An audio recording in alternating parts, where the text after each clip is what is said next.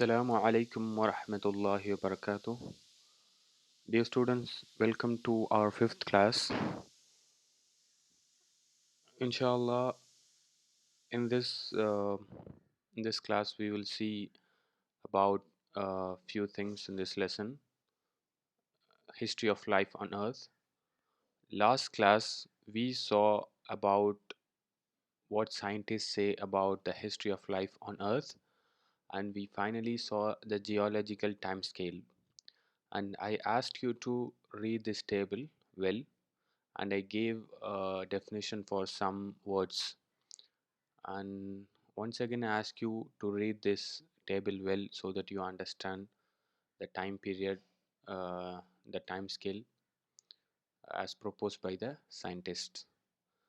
And once I'm again, before I get into the today's topic, I want you to mention that whatever scientists say is not 100% truth. It is always that a scientist will say something based on his observation and he will come to a conclusion, and later as another scientist will come and refute that and he will say another thing. So science is not 100% true. Okay, so these are theory we study. Whatever scientists say, we just study that. Fine. For example, Charles Darwin, he has a theory called as theory of evolution. So there are many scientists that disagree with his theory. So anyway, in the book whatever is there we study for the sake of examination. Okay, so today's topic, inshallah, here they have mentioned about Charles Darwin. He is like Isaac Newton in physics. In biology, Charles Darwin is like how Isaac Newton is in physics. He was a naturalist or biologist, and he was born in Shrewsbury, England. This is what we have to know here. And he became a naturalist, and he boarded a ship called as HMS Beagle, and he went on a voyage. He discovered rare fossils in Andes mountains. He collected the fossils of animals and plants, and he studied there, and came up with a theory called as theory of theory of evolution. Okay, and when he returned to England with whatever he observed there, he came up with a theory of evolution and he called it as natural selection. Natural selection. Okay, that is the mechanism he took in support of his theory of evolution, and he had a famous book called as Origin of Species. Origin of Species. It was published in 1859. Then this is brief introduction about Charles Darwin. And the next topic is diversity of life resulted from evolution. Okay, this is about what scientists say. The first point is that they are saying there is so much diversity of microbes, plants, and animals in the biosphere of our planet. Allah has created diverse microbes. You see a lot of plants, different kind of animals. These are signs of Allah. So he has created diversity in the living organism. Second point is that many animals and plants share common features. For example, we also have hands, and some other animals also have hands, like monkeys and other animals. And we also have mouth, and they also have mouth, and some common features like a bird will have wing, another bird also will have wing, like that.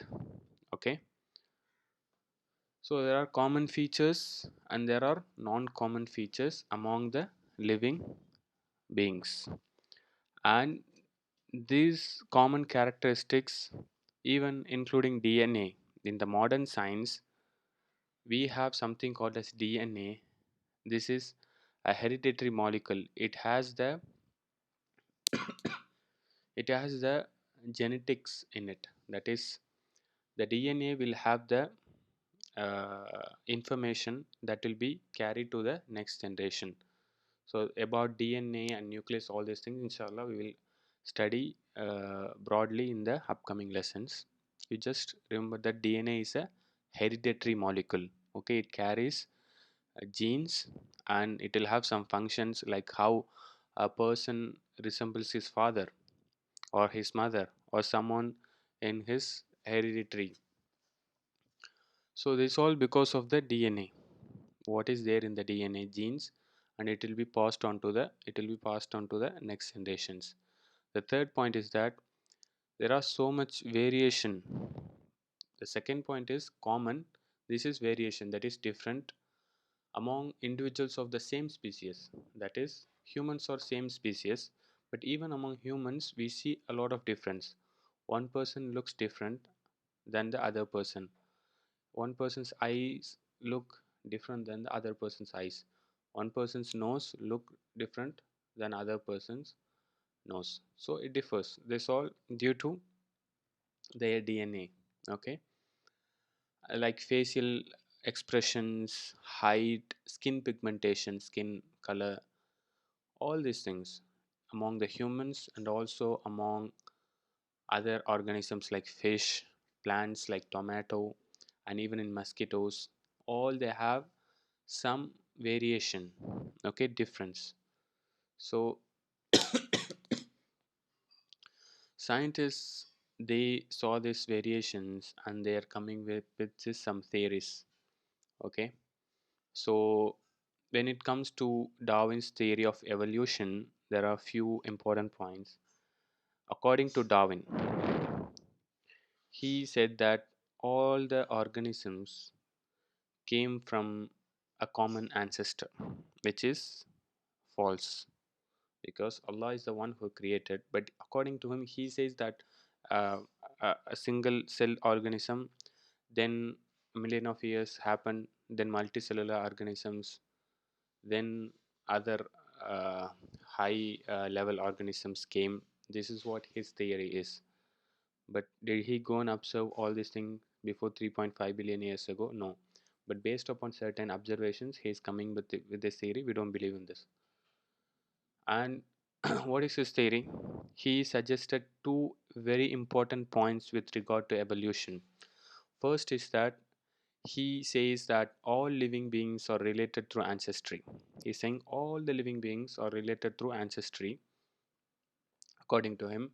And he says that the mechanism which causes diversification, the difference among the species, is also from ancestors, is called as natural selection. Then he made four important observations on his travel on the ship HMS Beagle. He went on a voyage on the ship HMS Beagle and he observed fossils, and he came up with four important observations. First observation is that he says all organisms tend to produce more offspring than can possibly survive. He says that they produce a lot of offspring, but only few survive. The second point is that in fact, population number tends to remain fairly constant. He says that the population numbers, it remain fairly constant over long periods of time. Okay, this is also kind of uh, uh, a weak argument, because we say that some organisms, they go extinct because of the environment changes. So this also false, but this is what his observation is. And the third point is that organisms in a species show wide variation in characteristics. Like I told, there is wide differences between the same organisms in a species. Like even humans, people look different. That's how Allah has created. So this is what he says, that there is wide variation after observing all these things. The fourth point he said was that some of the variations are inherited. This is true, yeah, because we inherit from our parents and they inherit from their forefathers, like that, and it is passed on to the next generation. Without any doubt, this is true. Okay, these are the 4 points. And based on these observations, he observes all these things and he came up with two deductions. Deductions or conclusions he is coming up with. First, he's saying that Since many offspring, that is, offspring is basically their children, all these things, children, okay, after the parents, after reproduction. So this offspring, since they do not survive, they do not live many, so he's saying that all the organisms must be going through a struggle for survival, struggle for living. They are being eaten, one animal is eaten by another animal, and they suffer from disease, and there's a competition in the world. So he's saying there is a struggle for existence, and this causes large number of individuals to die. This is the first conclusions he's coming up with. The second conclusion is that there are some characteristics that allow them to survive and reproduce better. For example, we know that some animals like tigers, they go extinct. Why? Because humans go and occupy their places, and humans kill them. So they don't have certain characteristics to save themselves. So tigers need big land to live, otherwise they cannot live properly, so they will go extinct. So there are certain characteristics that allow certain organisms to survive, to live and reproduce better. Okay, they possess most useful adaptations. They adapt to the environment.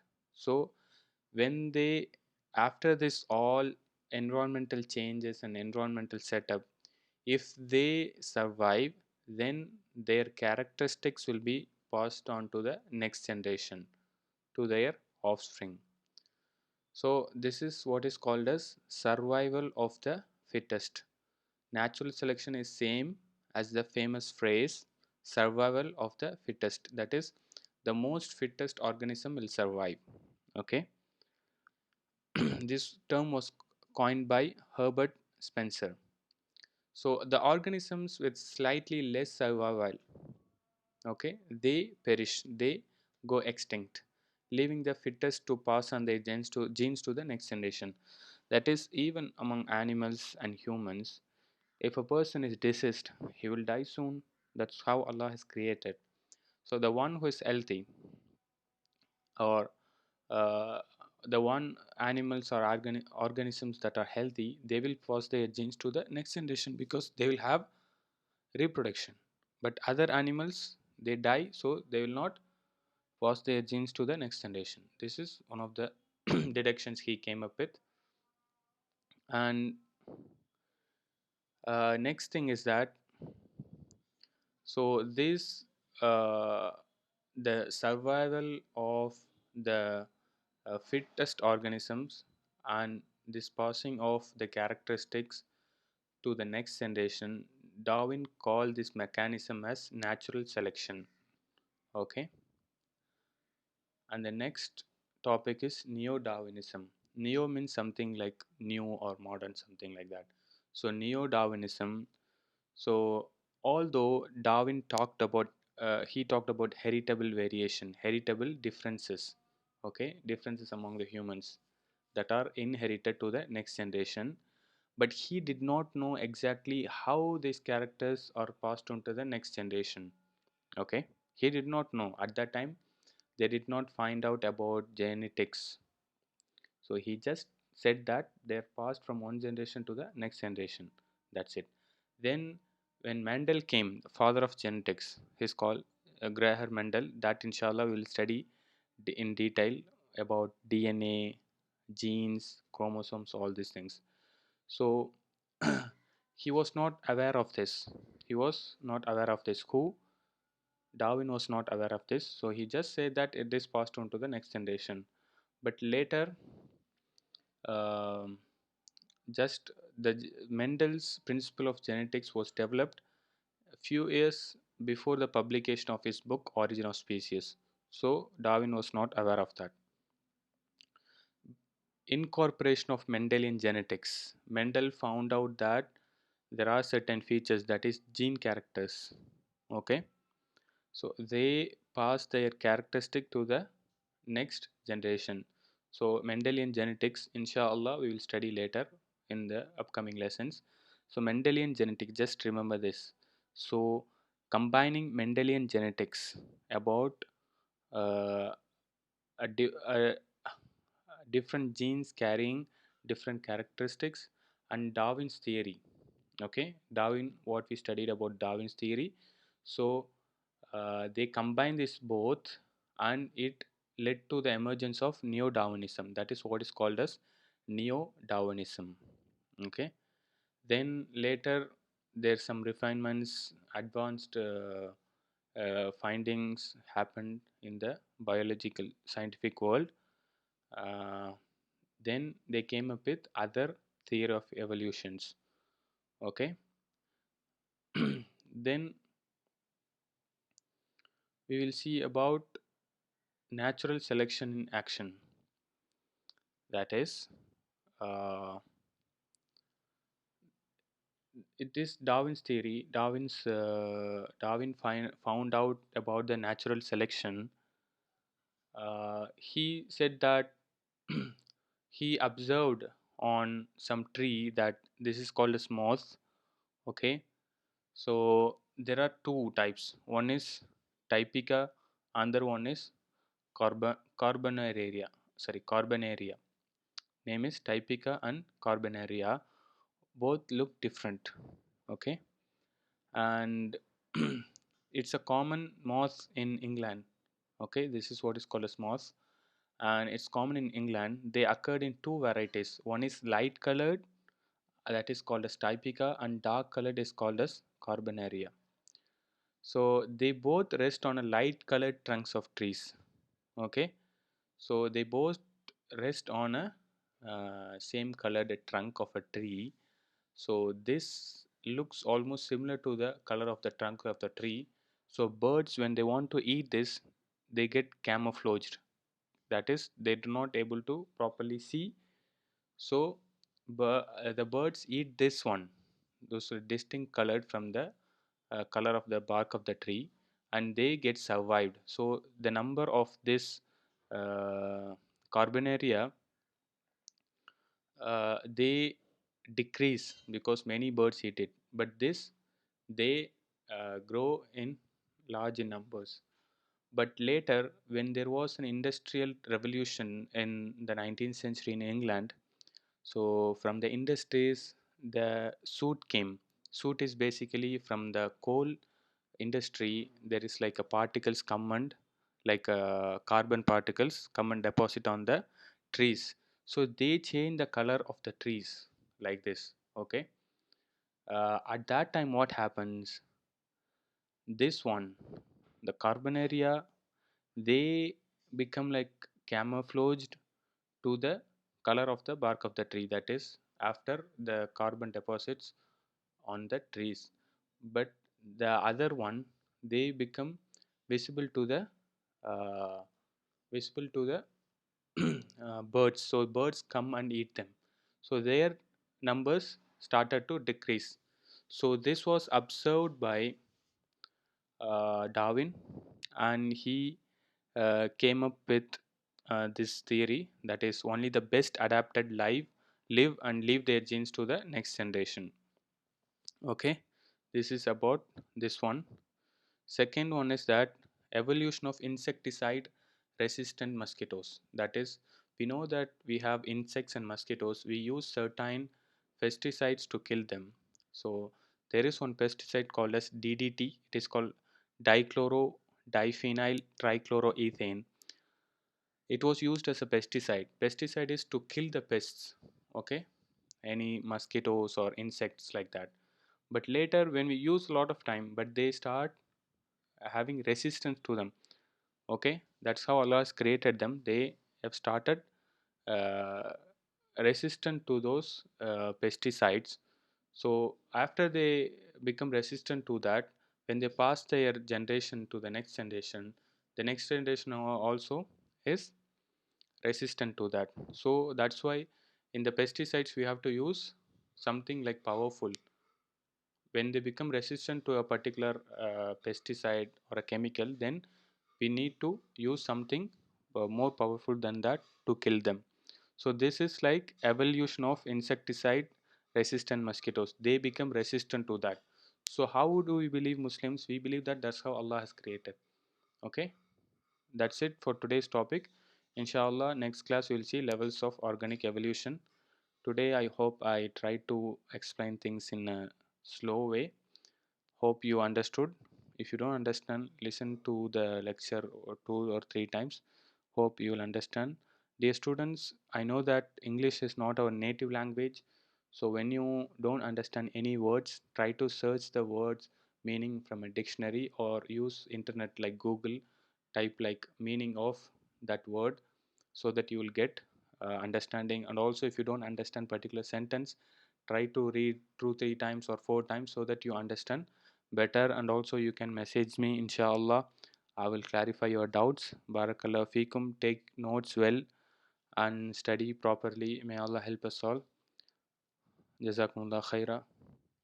Subhanakallahumma bihamdika ashhadu an la ilaha illa anta astaghfiruka wa atubu ilaik.